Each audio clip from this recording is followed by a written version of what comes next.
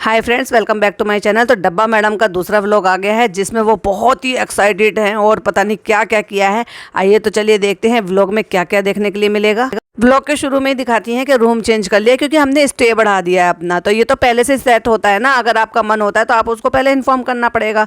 चलो ठीक है, आपको शहर अच्छा लगा, आपने और 2 दिन बढ़ा दिए, अच्छी बात है। तो रूम चेंज हो जाता है। और आपने अगर नोटिस किया हो तो दुपट्टा वही पहन रखा है नेक्स्ट डे और नीचे से बॉटम वही पहन रखा है, लेकिन बस बीच की कुर्ती बदल दी है क्योंकि हाइजीन से तो उनका दूर दूर तक का कोई लेना देना नहीं है। वो एक कपल के लिए रूम सजाया गया था या बच्चे के बर्थडे के लिए रूम सजाया गया था बलून लगा के। हंसी आई मुझे देखकर सच में।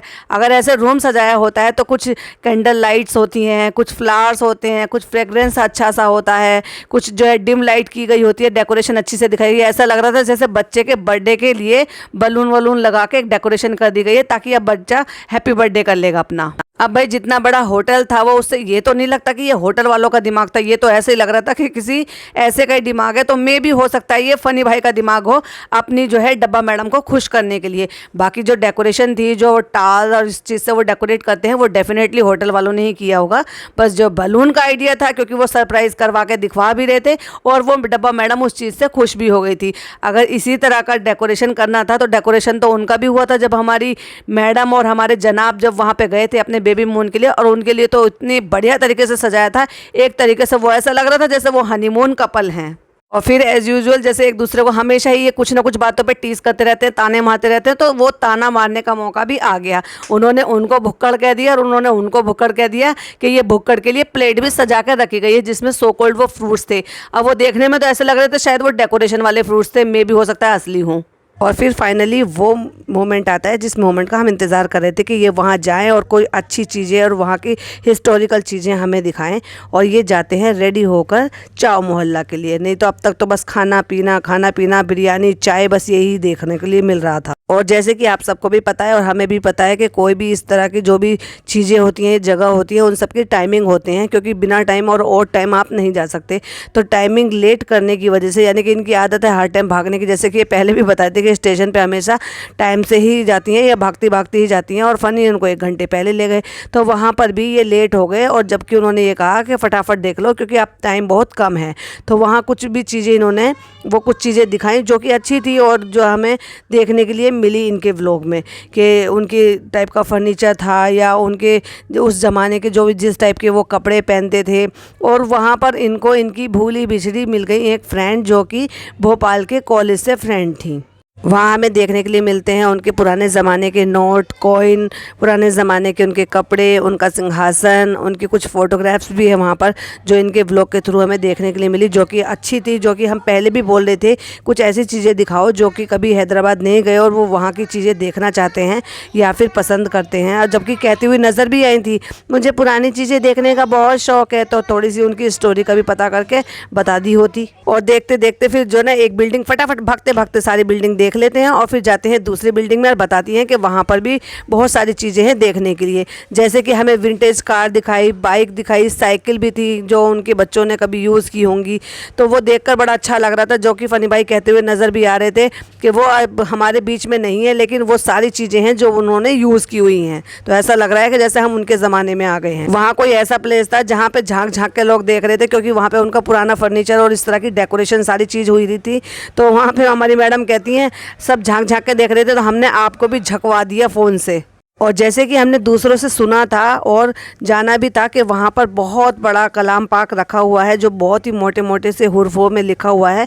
तो माशाल्लाह वो देखने में बहुत अच्छा लगता है। तो मैं इंतज़ार कर रही थी कि वो मोमेंट हमें देखने के लिए मिले। और फाइनली फिर उन्होंने फिर वो मोमेंट दिखाया जहाँ पर बड़ा वाला कलाम पाक रखा हुआ था। और बस हो गया फिर मैडम का घूमना फिरना। और फिर वापस से लौट के बुद्धू घर को आए और ये पहुँचे पिस्ता हाउस, यानी कि चाय कॉफ़ी खाने पीने इन सब चीज़ों के लिए।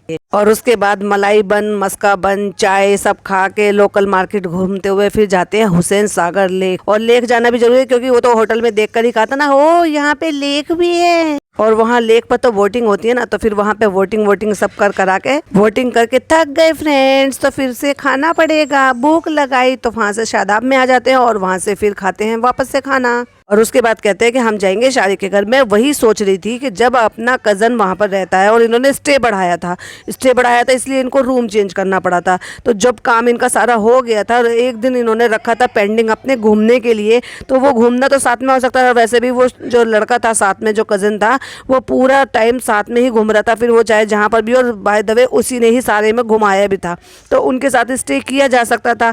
क्या इतने भी अच्छे रिलेशन नहीं है कि स्टे किया जा सके?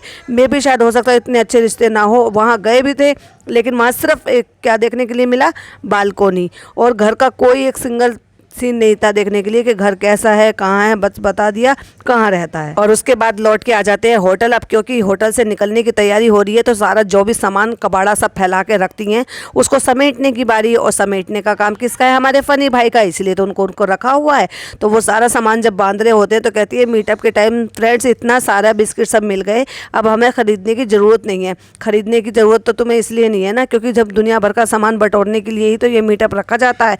दूसरी बात, जब इतना सारा सामान, इतना सारे कोलैबोरेशन में और या प्रमोशन में आपको कपड़े भी आते हैं, तो फिर अपने आप को इतने सारे कपड़े बनाने की क्या ज़रूरत है? तुम तो कपड़े रिपीट भी नहीं करती हो, जो भी आते हैं उसको एज इट इज तुरंत ही पहन लेती हो। उसको ये भी नहीं कि कोई ओकेशनली रखा जाए, कहीं आने जाने में पहना जाए। आप घर में भी जो भी कपड़े आते हैं तुरंत उनको पहनते हो, तो फिर इतने कपड़ों की ज़रूरत होती ही क्यों है जो खुद भी खरीदने पड़े?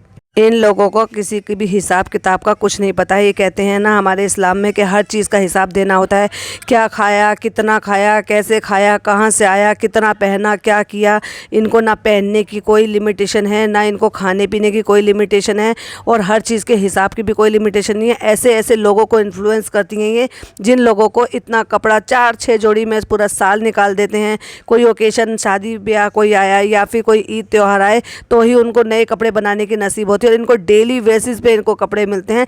तो ये क्या इन्फ्लुएंस करती हैं? और लोगों को इनको देखकर क्या लगता होगा? हर टाइम अच्छा खाना और उसको दिखाना, जिन लोगों को नसीब नहीं होता, जो लड़कियां हैं, जो यंग लड़कियां हैं, बच्चे हैं, जो ये सारी चीज़ें देखते हैं, वो क्या सीखते होंगे? इनसे बर्बादी करना। ये क्या बताना चाहते हैं कि पढ़ाई लिखाई करने से कुछ नहीं होता है, बस आप यूट्यूबर बन जाओ, अनलिमिटेड पैसा कमाओ, अनलिमिटेड तरीके से उसको खर्च करो, यही सब बच्चों को सिखा रहे हैं। दिखाते हैं नेक्स्ट डे हो जाता है, मॉर्निंग हो जाती है। कहते हैं हम मॉर्निंग में आज सवेरे ही निकल गए क्योंकि ये देखने के लिए कि मॉर्निंग में हैदराबाद कैसा दिखता है, और सीधा मुल्ला की दौड़ मस्जिद तक, और वापस से पहुंच जाते हैं फिर वही मस्क का बन और चाय पीने के लिए। और उसके बाद उस्मान सागर लेक चले जाते हैं, वहाँ लेक देखने के लिए, क्योंकि वो भी वहाँ की फेमस जगह है। लोग जाते हैं वहाँ पे, टूरिस्ट भी जाते हैं, और लेक घूम के वापस आ जाते हैं होटल, और होटल में दिखाते हैं तैयारी कर रहे हैं। अब आती है वो सारी बातें जो कि इन्होंने ट्रेन में बोला था कि हम कितने समझदार हो गए हैं, मैच्योर हो गए हैं कि हम एक ही बैग कैरी करते हैं क्योंकि हम सफ़र में जा रहे हैं। वाह! और यहाँ से कितने बैग कर लिए। तो अब ये दुखड़ा रो रही हैं खड़े होकर कि हमने सामान इतना ज़्यादा इकट्ठा कर लिया क्योंकि अब इनको जाना है वापस से फ़्लाइट से। अब तक तो ये आए थे ट्रेन से, तो इतना ट्रेन से भी सामान कैरी कर लेते क्योंकि इनको तो आदत है ट्रेन से यहाँ से वहाँ जाने की और दुनिया भर का सामान इधर से उधर कैरी करने की। अगर ट्रेन से जाते तो शायद दिक्कत नहीं होती, लेकिन दिक्कत आ गई अब वज़न की, क्योंकि सामान इतना ज़्यादा इकट्ठा कर लिया है। जो लोगों ने दिया वो बटोर लिया, जो लोगों ने दिया वो रख लिया। एक आध बार किसी चीज़ को ना भी किया जा सकता है ना। लोग लेकर आते हैं, प्यार में लेकर आते हैं, शौक़ में लेकर आते हैं, लेकिन जब आपको ये डिसाइड हो गया था कि भाई आपको फ्लाइट से जाना है तो क्यों किसी की चीज़ों को बर्बाद कर देना। और लेकिन नहीं, वो उसके बाद भी उन्होंने सेटल किया और किसी और के नाम पर बुक कराकर वो सामान तब ले जाया गया। और कोई व्लॉगर थे, वो कुछ सामान लेकर आए थे, बताओ शकरकंदी टाइप की कोई सामान लेकर आए थे। अरे भाई वो तो ऑलरेडी इतने वजन वाली चीज़ें होती हैं, तो ये ऐसी तो चीज़ नहीं है कि कहीं पे भी, ठीक है वो प्यार से लेकर आए थे, पर ये चीज़ें तो वहाँ पर भी मुंबई में भी अवेलेबल हो जाती है, उसमें कौन सी बड़ी बात थी। आपको अपना देखना चाहिए था ना। फिर सामान सब समेट बाटेर के और सब तैयार होके और फिर पहुंच जाते हैं यहाँ पे अपने एयरपोर्ट पर। एयरपोर्ट पर जितनी शिद्दत के साथ इन्होंने, वो जो मैडम थी जिन्होंने इनको स्टे कराया था, जिन्होंने सारा स्पॉन्सर किया था, उनका, उनके भाई का, सब चीज़ों का शुक्रिया अदा किया। उतना तरीके से किया है बट लेकिन उतने अच्छे तरीके से नहीं किया, क्योंकि पिछले अब 2 दिन से तो वही घुमा फिरा रहे थे ना इनको, जहाँ पे भी लेकर जा रहे थे हर जगह घुमाया फिराया, जगह दिखाई, प्लेसेस दिखाया। नहीं तो इनको नए शहर के बारे में क्या पता, लेकिन उतने अच्छे तरीके से उनको सी ऑफ भी नहीं किया, उतने अच्छे तरीके से उनको थैंक्स भी नहीं बोला कि भाई आपने सब चीज़ें घुमाई फिराई। और फाइनली सारी चेकिंग करा के और अपना टिकट दिखाते हुए फिर पहुंच जाती हैं अपनी सीट पर, यानी कि अपनी फ़्लाइट में।